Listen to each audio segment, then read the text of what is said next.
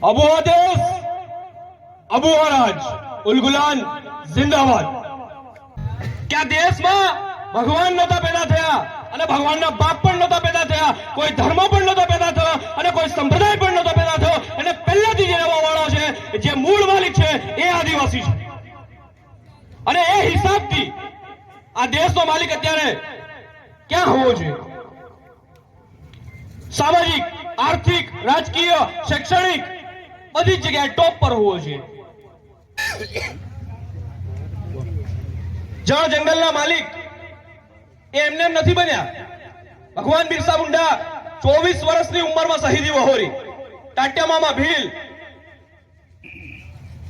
જયપાલસિંહ મુંડા આવા કેટલાય ક્રાંતિકારીઓ અને કેટલાય સમુદાય આખા નાખા વેતરાઈ ગયા, ખૂનની નદીઓ વસાવી છે, ત્યાં આપણને હક અધિકારો મળ્યા છે।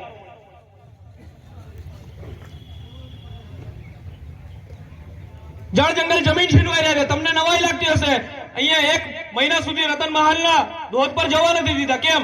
કારણ કે સર્વે ચાલે છે। મોટા મોટા ડેમ આપણે ત્યાં બનાવી દીધા, વિસ્થાપિત કર્યા। ડેમ આપણે ત્યાં બને છે અને પાણી જાય છે સૌરાષ્ટ્ર અને કચ્છમાં, ત્યાં સુધી આપણે બોલ્યા નથી। જમીનો લઈ લીધા, જંગલો લઈ લીધા, ત્યાં સુધી આપણે બોલવા તૈયાર નથી, સાંભળવા તૈયાર નથી। શોષણ, અત્યાચાર, અન્યાય સતત ચાલી રહ્યા છે। આ લોકશાહીની વ્યવસ્થામાં આપણે લોકશાહી શું છે એ સમજવાની જરૂર છે। સંસ્કૃતિ આપણે ધીરે ધીરે ભૂલતા જઈએ છીએ। જે યુવાનને યુવાનીમાં કલમની જરૂર છે, સંવિધાનની જરૂર છે, કાયદો જાણવાની જરૂર છે, કોમ્પ્યુટરની જરૂર છે, એ પગપાળા જાય છે। તમારા બાપ દાદાને પૂછો કે તમારા બાપ દાદા પગપાળા જતા હતા? નહીં। તમને જે હક અધિકારો મળ્યા છે તમારી સંસ્કૃતિના કારણે મળેલા છે। તમે જે ગુંજરું કરો છો, ઝાપો કરો છો, જાતર કરો છો, ભરાડી કરો છો, ધાર નાખો છો, એ તમારી મૂળભૂત સંસ્કૃતિ, તમારી રૂઢી પરંપરા, ભાષા, બોલી, પહેરવેશ, ખાન પાન, આ બધી વસ્તુઓના લીધે તમને સંસ્કૃતિ મળી છે, નહીં કે તમારા કોઈ ધર્મ સંપ્રદાયના લીધે। अलग अलग जगह थी संप्रदायों में जोड़ाया है, नवा नवा खोटा खर्चाओं माटे जोड़ाया है। संस्कृति बचते त्यां सुधी आपणा हक अधिकारो रहेशे। तमारी संस्कृतिना कारणे तमने 73AA એટલે કે જમીનોના સંરક્ષણ મળ્યા છે। તમારી સંસ્કૃતિના કારણે 5મી અને 6ઠ્ઠી અનુસૂચિ મળી।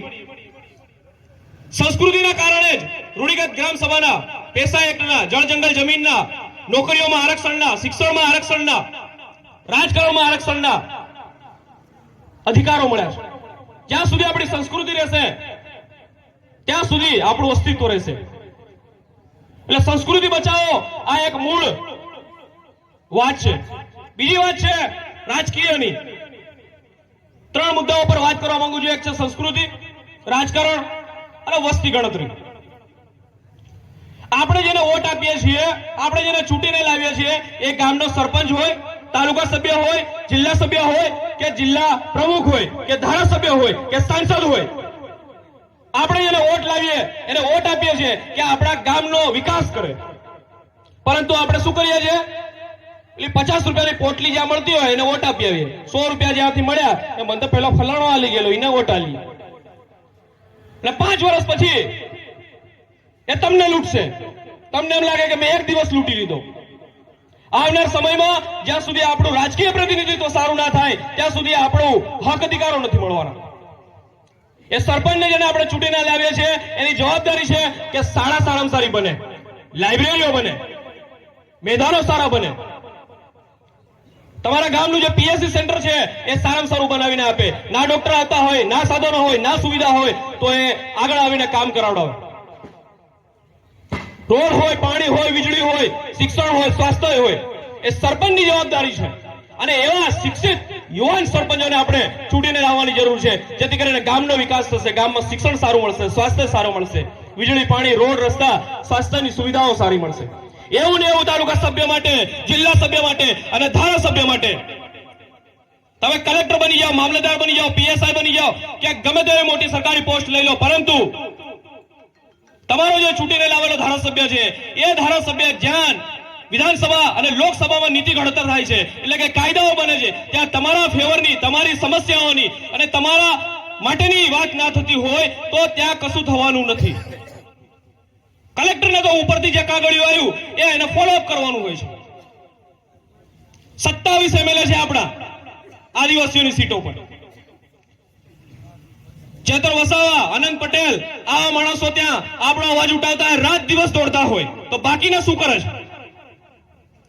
27 માંથી ફક્ત 2 જ વિધાનસભામાં બોલતા હોય, જમીનો પર આવીને લડાઈઓ લડતા હોય, ત્યાં બાકીના શું કરે છે? બાકીના આપણે કેમ વોટ આપીએ છીએ એ આપણી જાતને સવાલ પૂછવાનો છે.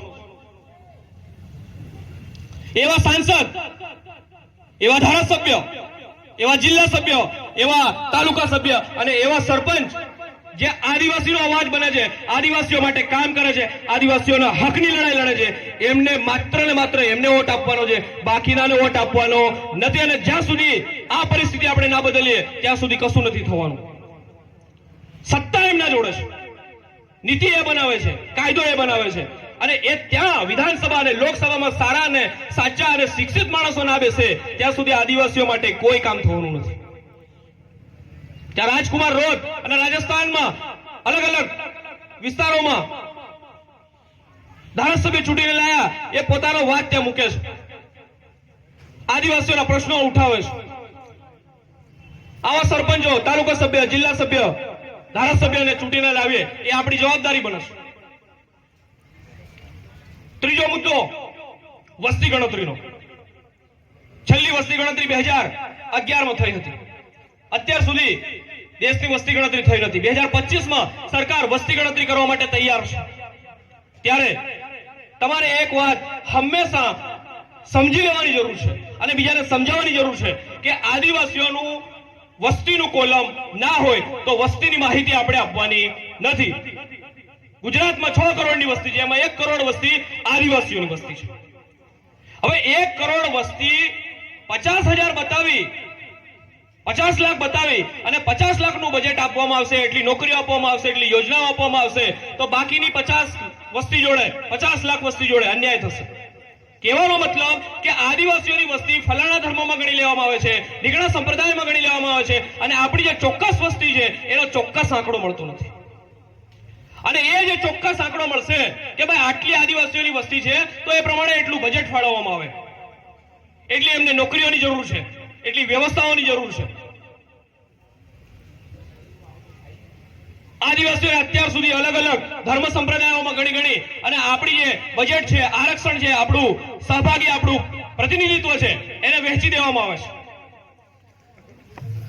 આવનાર સમયમાં હમણાં જ થોડા દિવસો પહેલા મધ્યપ્રદેશમાં ચિંતન શિબિર થઈ. ત્યાં કમલેશ્વર ડોડિયારની ઉપસ્થિતિમાં, એટલે કે અલગ અલગ એમએલએ ને, ચેતર વસાવા હોય, કમલેશ્વર ડોડિયાર હોય કે આવનાર સમયમાં રાજસ્થાન, મહારાષ્ટ્રમાં હોય, ત્યાં પણ આ મુદ્દો સતત આપણે ચલાવવાનો છે જ્યાં સુધી વસ્તીનું કોલમ નહીં આવે. જે દિવસે આપણું વસ્તીનું કોલમ આદિવાસી તરીકે ના ગણના થાય ત્યાં સુધી આપણે માહિતી આપવાની નથી. એના માટે દરેક જગ્યાએ વિરોધ નોંધાવવાનો છે, આવેદન આપવાના છે અને આંદોલન પણ કરવાના છે. સમયની મારામારીના કારણે ઘણી બધી વાતો કરવાની હોય પણ કરી નથી શકતા. ત્યાં રાજકીય પ્રતિનિધિત્વ ઉપસ્થિત હોય ત્યારે હું એમને જણાવવા માંગુ છું કે ભગવાન બિરસા મુંડાની ત્યાં જે મૂર્તિ બેસાડવામાં આવેલી છે અને એ મૂર્તિનો જ્યારે વિરોધ કરવામાં આવ્યો હતો અને ત્યારે જે અહીંયા આ જાંબા નીચે અસંખ્ય યુવાનો અને વડીલો આવી અને જે લડાઈ લડી હતી, એવી જ રીતે પાર્ટી પક્ષ છોડીને આપણે સમાજ માટે, સમાજ જોડે અન્યાય થતો હોય ત્યારે પાર્ટી પક્ષ છોડીને આવી રીતે લડાઈ લડીશું. ત્યારે કોઈના બાપની તાકાત નથી કે આદિવાસીઓને સ્થળાંતરિત કરી શકે કે કોઈ આંગળી ચીંધી શકે. દેશ બન્યો અને 77-78 વર્ષ નથી થયા, એના પછી પાર્ટીઓ આવી, પણ સમાજ અને આદિવાસી સદીઓથી અહીંયા છે. સમાજના બનો, સમાજની અવાજ ઉઠાવો, એટલું જ કહેવા માંગીએ છીએ. પાર્ટી પક્ષ આવશે જશે, પરંતુ સમાજ માટે જ્યારે આપણે ઉપસ્થિત થશું અને લડાઈ લડીશું ત્યારે આવનારી પેઢીને આપણે બચાવી શકીશું. જય જોહાર, જય ભીલ પ્રદેશ, જય આદિવાસી.